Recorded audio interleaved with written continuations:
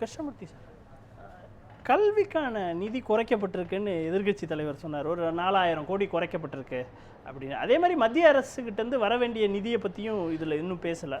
பள்ளி கல்வித்துறைக்கு சொல்கிறேன், உயர்கல்விக்கு தனியாக 8000 கொடுத்துருக்காங்க. இந்த பள்ளி கல்வித்துறைக்கு குறைக்கிறத எப்படி பார்க்குறீங்க? ஏன்னா எஜுகேஷன்றது ஃபண்டமெண்டல் ஆஃப் தமிழ்நாடு இல்லை. அது நீங்கள் காலையில் நம்ம பேசும்போதே சொன்னோம், budget is all about allocation, சரிங்களா? It is not about appropriation, சரிங்களா? அதாவது என்னென்னா ஒரு துறைக்கான ஒதுக்கீடு மட்டும்தான் நிதியில் இருக்கையில் தெரியும். அதுக்கு அந்த உள் ஒதுக்கீடுகள் இதில் தெரியாது. நீங்கள் எந்தெந்த காரணங்களுக்காக எதுக்காக ஒதுக்கீடு செய்யலாம் சொல்கிறது. ஏன்னா நான் பல முறை எழுதியிருக்கேன் இதை பற்றி. என்னென்னா கல்விக்காக ஒதுக்கப்படுகிற நிதி கல்விக்காகத்தான் செலவிடப்படுகிறதா அப்படிங்கிறது தான். ஒரு கல்வி நிறுவனத்தில் இங்கே பண்ணுற எல்லா செலவுமே கல்வி செலவு இல்லை, நேரடியாக கல்வியுடன் தொடர்புடையதாக இருக்க வேண்டும். ஆனால் கல்விக்கு தொடர்பு இல்லாமல் கல்வி நிறுவனங்களுக்கு தொடர்பான செலவுகள் எல்லாம் கூட கல்விக்குள்ளே கொண்டு வந்தாங்க. அதை நம்ம ஒவ்வொரு முறையும் கடுமையாக ஆட்சேபித்தோம். அதனால் இந்த முறை இந்த உள் ஒதுக்கீடு வந்ததுக்கப்புறம் தான் தெரியும் இது உண்மையிலே அதிகமாக இருக்கிறதா குறைந்து இருக்கிறதா அப்படின்னா. கல்விக்கு நிறையா தரணும்னு நீங்கள் கவர்மெண்ட்டை சொல்லிக்கிட்டே தானே இருக்கீங்க. ஆமாம், கரெக்டாக சொல்கிறோம், இப்போ தான் சொல்கிறோம். ஆனால் நாம் சொல்கிறது என்ன அப்படின்னா ஒதுக்கீடு மட்டுமே போதாது, அதுக்குள்ளே இருக்கிற உள் ஒதுக்கீடு பாருங்கள். அது நேரடியாக கல்விக்கான செலவு தானா நான் கேட்குறேன். கல்விக்கு தொடர்பில்லாத மற்ற செலவுகளாம் கொண்டு வந்து கல்வித்துறையை கொண்டு வந்து உழைச்சிருக்காங்க. பல முறை நடந்திருக்கிறது, பல முறை சொல்லுங்கள். நான் உதாரணம் சொல்ல தயாராக இல்லை. ஒவ்வொரு முறையும் நம்ம எதிர்த்திருக்கோம். அந்தந்த ஆணை எதிர்த்து ஒவ்வொரு முறை அரசு ஆணை வருகிற போதும் இது கல்விக்கு தொடர்பில்லாத ஒன்று, ஆனால் கல்வித்துறையிலிருந்து செலவு செய்யப்படுகிறது சொல்லிகிட்டே இருக்கோம். இதெல்லாம் நம்ம எடுத்தாக வேண்டும். அப்போது அதிலிருந்து அந்த செலவுகளாக எடுத்தீங்க வச்சிங்களேன், அதெல்லாம் இந்த உள் ஒதுக்கீடு இல்லை என்று சொன்னால் இதுவே சரியான அமௌண்ட்டு தான், இது சரியாக தொகை தான்.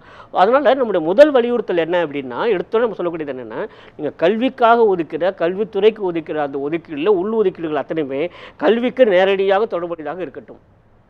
அதில் நிறைவேற்றினாலே போதும். ஆனால் கடந்த சில ஆண்டுகளாக அப்படி இல்லை. அதில் ஒரு மாற்றம் இருந்தது, பெரிய அளவில் மாற்றம் இருந்தது. அது நேரடியாக கல்வித்துறைக்கே சம்மந்தமே இல்லை. அதனால இவங்கெல்லாம் பண்ணிகிட்டு இருந்தாங்க. குறிப்பாக சொல்ல வேண்டுமென்றால் நான் அதுக்குள்ளே போகலாதுன்னா அரசியல் பார்வையாகிடும்.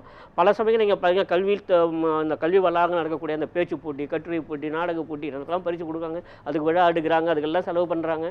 அதில் வந்து மாநில அளவில் ஒரு பேச்சு போட்டிக்கு நானே நடுவராக போயிருந்தேன். அந்த வாழ்க்கையில் கிடைத்த மிகப்பெரிய துரதிர்ஷ்டம் அது, ஒரு 4 ஆண்டுகளுக்கு முன்பாக, சரிங்களா? அது வந்து கல்வியில் எந்த விதத்தில் இருக்கிற கல்விக்கு வந்து சம்மந்தமே இல்லை. இல்லை, அதோட ஒரு பர்சனாலிட்டியை டெவலப் பண்ணுறதுக்கு அந்த மாதிரி எல்லாமே பயன்படும்ல இருந்தது சார். நானும் அப்படி தான் வந்தேன். சின்ன வயசுலேருந்து ஒரு கிராமத்துலேருந்து நம்ம பேச்சு போட்டியில் ஒவ்வொரு இடமாக போயிட்டு வந்தோம். ஆனால் இப்போ அப்படி இல்லையே. எப்போ ஒரு 60 வருஷத்துக்கு முன்னாடி 70 வருஷத்துக்கு முன்னால் வந்து ஒரு பாடாவதி படத்துலேருந்து ஒரு வசனத்தை எடுத்து ஒப்பிக்கிறது தான் பேச்சு போட்டினா அது எப்படி புரிஞ்சிக்க முடியும்? அது எப்படி இருக்க முடியும்? அதுக்கும் கல்விக்கு என்ன சம்மந்தம் இருக்குது ஆக்சுவலாக? கண்டிப்பாக. ஆனால் அவங்களுக்கு அத்தனை நிதியும் ஒதுக்குனாங்க. அதுக்கு பெரிய அளவில் விளம்பரம், அதற்கு வந்து அவர்களுக்கு ஏதோ பரிசு கொடுக்குறவங்கிற பேரில் தேவையற்ற செலவுகளை குறைக்கணும்னு சொல்கிறீங்க, புரிஞ்சுக்க. அது எந்த வித கல்விக்கு உபயோகமாக இருந்தது கேட்குறேன். அதெல்லாம் இப்போ இல்லை. இந்த அரசு வந்த உடனேயே அதில் வந்து ரொம்ப கவனம் செலுத்தினார்கள், சரிங்களா? ஒவ்வொரு முறையும் இந்த அரசு வந்துக்கிற போது இந்த கல்வித்துறை பற்றி பேசுகிறப்பெல்லாம் சொல்கிறாங்க, இல்லை தேவையற்ற செயல்பாடுகள் கல்வி வளாகத்துக்குள் இருக்காதுங்கிறத ஒவ்வொரு முறையும் தொடர்ந்து சொல்லி கடந்த 80 நாட்களே எடுத்தால் 4-5 முறை இது போன்ற ஆணைகள் பிறப்பிக்கப்பட்டன. ஆனால் இதுக்கு மாறாக ஒரு ஆணை வந்து கடந்த ஆட்சியில் பண்ண, திரும்ப அரசியல் பார்வை இல்லாமல் சொல்கிறேன், அதை நம்ம கடுமையாக அழுத்தோம். அந்த ஆணை அநேகமாக ரத்து செய்யப்படும் நான் எதிர்பார்க்குறேன். அங்கே என்ன போட்டிருந்தாங்கன்னா சட்டமன்ற உறுப்பினர் வரலாம் அப்படின்னு மட்டும் அதில் போட்டிருந்தாங்க. எல்லாத்துலையுமே நீங்கள் சட்டமன்ற உறுப்பினர் அழைத்து தான் நீங்கள் நடத்த வேண்டும் அப்படின்னு கேட்டாங்க. ஏன் நீங்கள் வந்து உள்ளாட்சி மன்ற உறுப்பினர் போடலை? உள்ளாட்சி மன்ற உறுப்பினர்களுக்கு அழைத்திங்கன்னா கூட எனக்கு அதில் ஒரு நியாயம் இருக்கிறது. அதனால் நீங்கள் சட்டமன்ற உறுப்பினர் வரணும்னா ஒரு அரசியல்வாதியை மாதிரியாரில் அது வேண்டாம்னு சொன்னோம். இது மாதிரி பல விஷயங்கள் நடந்தது. அந்த குளறுபடிகள் எல்லாம் அநேகமாக ஒவ்வொன்றாக தீர்க்கப்பட்டு வருகிறது. எனக்கு நம்பிக்கை. பாஸ்கர் சார், இந்த கவர்மெண்ட் வந்து ரொம்ப டிரான்ஸ்பரண்ட்டாக இருக்குது, அது காரணம் முயற்சி நோக்கி. ஏன்னா இனிமேட்டு தான் நம்மளுக்கு தெரியும் இது எப்படி போக போகுது அப்படின்னு. காலில் ப்ரீ பட்ஜெட்டில் பேசும்போது ஒரு இது வச்சாங்க, இவங்க டிரான்ஸ்பரண்ட்டாக இருக்காங்க ஆனால் பெரிய லெவலில் எந்த ஃபைல்ஸும் மூவ் ஆக மாட்டேங்குதுன்னு ஒருத்தர் வச்சார். உண்மையிலே அப்படி தான் இருக்கா? அந்த குற்றச்சாட்டை நான் ஏற்றுக்கலை. ஏன்னா நானே பார்த்துருக்கேன், ரொம்ப வேகமாக தான் ஃபைல்ஸ்லாம் மூவ் ஆகுது. அப்புறம் பெருமளவிலே லஞ்சம் ஊழல் குறைந்திருக்குங்கிறத என்னால் உணர முடிகிறது. அது மாண்பு முதல்வர்கள் மீது எனக்கு இருக்கிற மிகப்பெரிய நம்பிக்கையே அதுதான். அதாவது ஊழலுக்கு எதிராகத்தான் இருக்கிறார் அப்படிங்கிறத நான் நம்புகிறேன். தனிப்பட்ட முறையில் எனக்கு அதில் நம்பிக்கை இருக்கிறது, அப்படியே நடந்து கொண்டிருக்கிறது. அப்புறம் இதில் 2-3 விஷயங்களை நான் சொல்லணும் பார்த்தேன். ஏன்னா நீங்கள் அந்த ஃபேஸ்லெஸ் பற்றி நிறையா பேசுனீங்க. ஆக்சுவலாக இந்தியா போன்ற ஜனநாயக நாட்டில் ஹியூமன் இன்டர்ஃபேஸ் இல்லாமல் கவர்மெண்ட் மிஷினரி இருக்குங்கிறது பாவம்னு நினைக்கிறவன் நான், சரிங்களா? உங்களாலேயும் என்னாலேயும் மேடமாலேயும் இருக்கக்கூடிய நிபுணர்களாலேயும் வந்து ஒரு ஃபேஸ்லெஸ் அப்ரோச்சுங்கிறது சரியாக இருக்கலாம். ஆனால் கடைக்கோடி மக்களுக்கு வந்து மிக நிச்சயமாக அது மிகப்பெரிய பாதிப்பை ஏற்படுத்தும். என்ன ஒரு மனிதம் சார்ந்த அணுகுமுறை இல்லாத எந்த ஒரு அரசு நிர்வாகமே மக்களுக்கு எதிரானதுன்னு நினைக்கிறவன் நான். அதனால் அதில் எனக்கு முழு நம்பிக்கை இல்லை. ஏன்னா நானே அதில் இருந்திருக்கேன். Was part of as madam very rightly said actually part of faceless assessment இருந்திருக்கேன். அதனால் எனக்கு அதில் ஒரு பெரிய நம்பிக்கை வரவில்லை. அப்புறம் 2-3 விஷயம் நாங்கள் சொல்லியே ஆகணும். ஏற்கனவே சொல்ல பார்த்தா விவசாய தொழிலாளர்களுக்கு விவசாய நிலங்கள் உரிமையாக்குவதுங்கிறது ஒரு போல்டு ஸ்டேட்மெண்ட்டு. அது எப்போ நடக்கும் தெரியல. ஆனால் அது ஒரு மிக நிச்சயமாக ஒரு நல்ல ஸ்டேட்மெண்ட். அதே மாதிரி இன்னும் 2-3 விஷயங்கள் அவங்க பண்ணியிருக்காங்க. நீங்கள் பார்த்தீங்கன்னாக்க இந்த கிராமிய விளையாட்டுகளை மேம்படுத்துதல் அப்படின்னு சொல்லிட்டு முதல் முறையாக ஒரு அரசாங்கம் முன் வந்திருக்கிறது. இது என்னென்ன, ஏதோ ஒரு நலிவடைந்து போன அல்லது மறைந்து போன கிராமிய விளையாட்டுகளுக்கு உயிர் கொடுத்தலும் அதுக்கு அர்த்தம் இல்லை. கிராமப்புற இளைஞர்களுக்கு ஏதேனும் ஒரு இடத்துல அவங்களுக்கு ஒரு ஊக்கம் தந்தாக வேண்டும். சரிங்களா? இப்போ அவங்க நீங்கள் என்ன பண்ணுவீங்க? அவங்களுக்கு எல்லாரும் என்ன கிரிக்கெட் விளையாடணும், என்ன ஃபுட்பால் விளையாடணும், வேறு எதுவுமே இல்லை அப்படின்னா அவங்களுக்கு இன்னும் அவங்களுடைய கிராமப்புற விளையாட்டுகளுடைய அந்த வேர்களுடன் அவர்களை இணைப்பது, அதுதான் அந்த முயற்சி. அது ரொம்ப ரொம்ப நல்ல ஒரு முயற்சி. இதையும் நம்ம பலமுறை சொல்லிக்கிட்டு இருக்கோம். நீங்கள் எப்படி கிராமிய கலைகளை பற்றியும் கிராமிய இசையை பற்றியும் பேசிக் கொண்டிருக்கிறார்களோ அதே மாதிரி கிராமிய விளையாட்டுகள் மிக முக்கியம்னு பல ஆண்டுகளாக சொல்லிக் கொண்டு வருகிறோம். இந்த முறை அது அனௌன்ஸ்மெண்ட் வந்திருக்கு, அதிகாரப்பூர்வமாக அறிவித்திருக்காங்க. கிராமிய விளையாட்டுகளை ஊக்குவிக்கப் போகிறோம் அப்படிங்கிறது அது ஒரு நல்ல விஷயம் பார்க்குறாங்க. கிராமப்புற இளைஞர்களுக்கு அது ஒரு மிக நல்ல ஒரு ஒரு ஒரு ஒரு ஒரு ஒரு ஓப்பனிங்காக இருக்கும். அது மிக நிச்சயமாக சரி. அது மிகப்பெரிய சர்வதேச அளவில் போட்டியிடணுங்கிற அவசியம் இல்லை. ஆனால் கிராமங்களுக்குள்ளே அது ஒரு நல்ல ஒரு ஆரோக்கியமான ஒரு போக்கை உண்டாக்கும் அப்படின்னு பார்க்குறோம். அப்புறம் இரண்டாவது ஹேண்ட்கிராஃப்ட் அண்ட் காதி, அதை பற்றி ஒன்று வந்திருக்கு. அதில் ஒரு அதாவது என்னென்ன, அவங்களோட இன்னோவேஷன், அவங்களோட புதுமைக்காக ஒரு புது நிறுவனம் ஒன்று உருவாக்கப் போகிறோம் அப்படின்னு சொல்லியிருக்காங்க. அதையும் நம்ம நீண்ட நாட்களாக கோரிக்கொண்டு வருகிறோம். ஏன்னா இன்றைக்கி நான் சொல்கிறேன், அது ஒரு கோரிக்கை இந்த மாதிரி நம்ம வச்சுருக்கோம். ஆக்சுவலாக என்னோடய கட்டுரைகள் மூலம் இந்த மாதிரி வச்சுருக்கோம், நம்ம தமிழக அரசுக்கு வச்சுருக்கோம். என்ன அப்படின்னா, பள்ளி செல்கிற மாணவர்கள் அத்தனை பேருக்குமே, அது எந்த பள்ளியாக வேணால் இருக்கட்டும், அவங்களுக்கு யூனிஃபார்ம்ங்கிறது யூனிஃபார்மாக இருக்கணும். ஆனால் அப்படி இல்லை. நீங்கள் அவள் அணிந்து கொள்கிற அந்த சீருடையை வைத்துக்கொண்டே அவர் எந்த பள்ளியில் படிக்கிறார் உங்களால் கண்டுபிடிக்க முடியும். அதை மாற்ற வேண்டும் என்பதற்காக நாம் தமிழக அரசில் ஒரு கோரிக்கை வைத்திருக்கிறோம். அது ஒரு பிரபல வாரது மூலம் அப்படி போயிருக்கு. அது கட்டுரை நம்ம எழுதியிருக்கோம். அதில் என்ன சொல்லியிருக்கோம் அப்படின்னா, எத்தனை பேருக்குமே சீருடை என்பது கதரில் தான் இருக்கணும் அப்படின்னு நீங்கள் ஏன் மாற்றக்கூடாதுன்னு கேட்டிருக்கோம் நம்ம. சரிங்களா? அது அந்த கோரிக்கை அநேகமாக நிறைவேற்றப்படலாம். கோரிக்கை ஏற்கனவே போயிருக்கு. அது ஏறத்தாழ அது சார்ந்த ஒரு அறிவிப்பு இப்போ வந்திருக்கவங்க தனிப்பட்ட உள்ள எனக்கு அதில் மகிழ்ச்சி தான். ஏன்னா அது நீங்கள் எந்த வண்ணம் வேணால் தேர்ந்தெடுத்துங்க. இந்த பள்ளிக்கு இந்த வண்ணத்தில் சீருடை, அல்லது இந்த வகுப்புக்கு இந்த வண்ணத்தில் சீருடை நீங்கள் வைத்துக் கொள்ளுங்கள். ஆனால் அத்தனையுமே கதர்லேருந்து ஏன் வரக்கூடாது?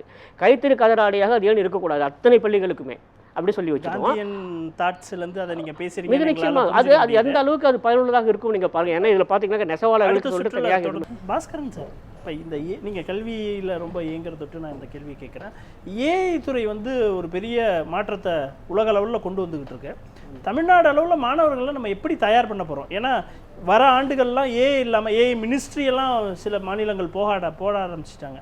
அப்படி பார்க்கும்போது ஏஐக்கு இவங்க கொடுத்துருக்கிற முக்கியத்துவம் பத்துமா, இல்லை அது இன்னும் தேவைப்படுதா? எப்படி இதை பார்க்குறீங்க? என்னை பொறுத்தவரையில் ஆதி காலத்திலிருந்தே நான் தொடர்ந்து ஒரு 10 ஆண்டுகளாகவே ஏஐ தொழில்நுட்பத்தை தொடர்ந்து வரவேற்று இது கொண்டிருக்கேன். நான் வரவேற்கிறேன். ஆனால் உங்களை போன்ற கல்வியாளர்கள் தொடர்ந்து பேசுகிறாங்க. ஆனால் அது நிதியாக எவ்வளோ வரும்?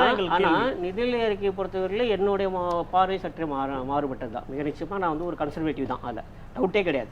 பழமைவாதி நீங்கள் சொன்னாலும் எனக்கு கவலை இல்லை. அதுதான். ஏன்னா 2015 அல்லது 16 என்று நினைக்கிறேன், 2016 இருக்கும்னு நினைக்கிறேன், நினைவு சரியாக இருந்தால். அப்போது அம்மையார் ஜெயலலிதா ஆட்சியில் திரு ஓ பன்னீர்செல்வம் அவர்கள் நிதி அறிக்கை தாக்கல் செய்தார். அநேகமாக ஏறத்தாழ 30 ஆண்டுகளுக்கு பிறகு மரபுத்தொழில்களுக்கு முக்கியத்துவம் தந்து வெளியிடப்பட்ட நிதி அறிக்கை. அதை பற்றி ஒரு பெரிய கட்டுரை வந்தது அடுத்த நாள். என்னோட மரபுத்தொழில்களுக்கு எப்போது நீங்கள் முக்கியத்துவம் தர மறுக்கிறீர்களோ ஏழைக்கு தர முக்கியத்துவத்தை என்னால் ஏற்றுக்கொள்ள முடியவில்லை. So simple.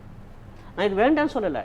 அது என்ன பாவம் பண்ணிச்சு இந்தியாவில் சார்? இந்தியாவில் லால் பகதூர் சாஸ்திரி, மொரார்ஜி தேசாய், சரண் சிங், ஓரளவுக்கு அடல் பிகாரி வாஜ்பாய், அதுக்கு முன்னால் ராஜீவ்காந்தி, இந்த 5 பேர் தான் கிராமப்புற பொருளாதாரத்தை பற்றியே பேசினாங்க. வேறு பேர் கவலையே படலை. பொருளாதார நிபுணர்களால் தயாரிக்கப்படுகிற நிதி அறிக்கை அடிமட்டத்து மக்களுக்கு பயன் விளைவிக்காது. மக்களிடத்தும் வரணும் சார். நாடோடி மன்னன் படத்தில் ஒரு நல்ல ஒரு வசனம் உங்களுக்கு தெரிஞ்சிருக்கும். ஏன்னா, நீங்கள் மாளிகையில் இருந்து கொண்டு மக்களை பார்க்கிறீர்கள், மக்களோடு மக்களாக இருந்து கொண்டு மாளிகையை பார்க்கிறீர்கள். மக்களுக்கு தேவையான திட்டங்களை மக்கள் மத்தியிலிருந்து வரக்கூடியது எத்தனை பேர் அதை கவனிச்சிருக்காங்க? இன்னைக்கு என்ன தேவைப்படுதாங்க சார்? இன்றைக்கி கிராமப்புற பொருளாதாரம் எப்படி இருக்குன்னு போய் பாருங்கள் சார். நீங்கள் கண்ணில் ரத்தம் வரும். அப்படி பார்க்குறேன்னா நான் கண்ணெதிராக பார்த்துருக்கேன். கிராமப்புற பொருளாதாரம் உருக்குலைந்து கிடக்கிறது. யாருமே இல்லை. நீங்கள் எத்தனை விவசாய தொழிலாளர்களுக்கு நீங்கள் எப்படி கொடுத்துருக்கீங்க சொல்லுங்கள்?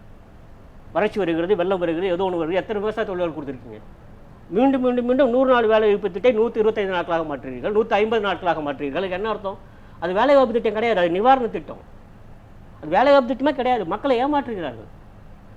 ஒரு வருஷத்துக்கு 150 நாள் வேலை இருக்குது, அது ஒரு நாளைக்கு 400 ரூபா கொடுக்குறேன். அவர்கள் எப்போது அடுத்த நிலைக்கு செல்வது வாழ்க்கையில்? அவர்களுக்குன்னு அதை ஒன்று வேணாமா? ஒரு பிடிப்பு வேணாமா வாழ்க்கையில்? இதை காமராஜர் பண்ணார், எம்ஜிஆர் பண்ணார், ஓரளவுக்கு செல்வி ஜெயலலிதா பண்ணாங்க. கறவை மாடு திட்டம்லாம் அப்படி வந்தது தான். அதுக்கெல்லாம் சாதாரணமாக வந்துள்ள சார். பல பேர் எழுதணும், பல பேர் பேசணும், இதெல்லாம் வேணும். கிராமப்புற பொருளாதாரத்தில் அங்கே வருமானத்தை பெருக்குங்கள், அவருடைய வாழ்க்கை வசதிகளை பெருக்குங்கள், அவருடைய வாழ்வாதாரத்தை கூட்டுங்கள் அப்படிலாம் சொல்லிட்டு வந்தோம். அதை பற்றி பேச்சே இல்லாமல் போதும் வச்சுக்கிங்களேன். அப்போ அந்த மாதிரி ஏற்றுக்கொள்ள முடியவில்லை. இது சார் இங்கே பாருங்கள் சார், சரண் சிங் ரொம்ப அருமையாக ஒரே வாரத்தில் சொன்னார். 1980 சொன்னார். 1980 ஆகஸ்ட் 15 அன்றைக்கி வந்து அந்த சுதந்திர தினம் வரையும் அவர் சொல்கிறாரு, modernisation does not mean mechanisation அப்படின்னு பேசுகிறாரு. நவீனமயமாக்கம் என்பது இயந்திரமயமாக்கல் இல்லைன்னு பேசினார். இன்றைக்கி நான் அதுதான் சொல்கிறேன். நவீனமயமாக்கல் வேண்டும், அது இயந்திரமயமாக்கலாக வேண்டாம். இரண்டுக்கும் வித்தியாசம் இருக்குல்ல. நீங்கள் இயந்திரமயமாக்கலை எப்போது நீங்கள் உங்கள் கொள்கையாக வைத்துக் கொண்டிருக்கீங்களோ அப்போது மிக நிச்சயமாக அடித்தட்டு மக்கள் பாதிக்கப்படுவார்கள், சந்தேகமே இல்லை. அதனால தான் சொல்கிறேன், வெளிநாட்டு முதலீடுகள் வர வர வர அதில் எங்கே வருவாங்க அப்படின்னா தினக்கூலிகள் தான் அதிகமாகும் அந்த ஃபேக்ட்ரியில். கிராமப்புற பொருளாதாரத்துக்கு நீங்கள் முக்கியத்துவம் கொடுக்கணும்னு சொல்கிறீங்க, அது அரசுக்கு அந்த பார்வைக்கு விட்டுருவோம். மரபுத்தொழில்கள் எல்லா மரபுத்தொழிலுக்கும் முக்கியத்துவம் கொடுங்க. தொடர்ந்து பேசுவோம் சார். சார் உங்களுக்கு இது எல்லாமே காஸ்மெட்டிக் தான் சார். என்னை பொறுத்தவரையில் பட்ஜெட் பற்றி பல விவாதங்கள் பொதுவாக காஸ்மெட்டிக்காக தான் இருக்கு. ஏன்னா நான் பார்த்துட்டு வரேன் என்னென்னு, பயனடைவர்கள் எத்தனை பேர், பாதிப்படைவர்கள் எத்தனை பேர் பாருங்கள். ஒவ்வொரு முறை நிதிநிலைக்கு வருகிற போதும் பயனடைவர்கள் சில பேர் என்றால் பாதிப்படைவர்கள் ஏராளமான பேர். ஆனால் இந்த பலனடைவுகள் பற்றி மட்டுமே விவாதிக்கப்படுகிறதுங்கிறது தான் என்னோட குறை. சரிங்களா? அதனால் திரும்ப சொல்கிறேன், சிம்பிளி காஸ்மெட்டிக் இது கிடையாது பொருளாதாரங்கிறது வேறு. அடுத்த வேலை சோற்றுக்கு வழி இல்லாதவனுக்கு நீங்கள் என்ன தரப்போகிறீங்கிறதுக்கு விடைய சொல்வது தான் பட்ஜெட்டு. ஆனால் எனக்கு அதெல்லாம் இல்லை, அதெல்லாம் கிடையாது, எல்லாமே நல்லா இருக்குது, எல்லாமே ஒப்பனைகளும் புனைகளும் தான் வாழ்க்கைன்னு வச்சுக்கிட்டோம்னா நல்லா தான் இருக்குது.